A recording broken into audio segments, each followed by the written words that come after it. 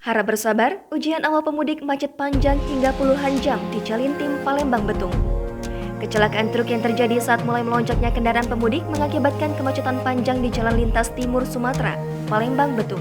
Truk tronton box nomor polisi BK8154AF yang terperosok di kilometer 58, tepatnya di Desa Lubuk Lancang, Kecamatan Suak Tape, Kabupaten Banyuasin, Sumatera Selatan, pada Sabtu 23 April 2022. Truk tidak kuat menanjak lantaran muatan yang dibawa diduga melebihi tonase. Video kemacetan puluhan jam ini viral di media sosial. Kemacetan masih terjadi siang ini dari arah Palembang menuju Betung dan juga sebaliknya. Jalan Palembang Betung merupakan ruas jalan lintas Sumatera yang belum terhubung dengan tol. Jalan ini tidak begitu lebar. Ketika ada kecelakaan, maka dapat berakibat kemacetan panjang. Kemacetan diperparah dengan pengendara, khususnya pemudik yang tidak mematuhi peraturan lalu lintas. Pemudik yang mengambil jalur kendaraan lain memperparah kemacetan.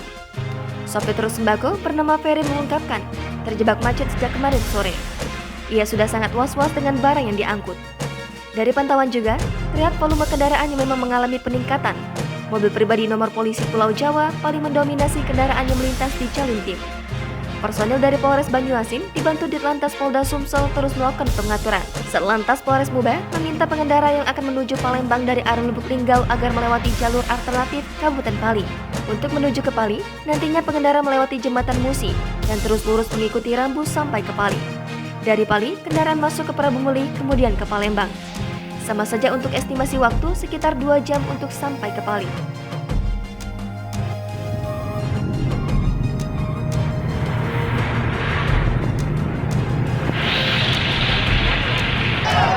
Kemudian evakuasi kendaraan yang terperosok dan alhamdulillah sudah naik.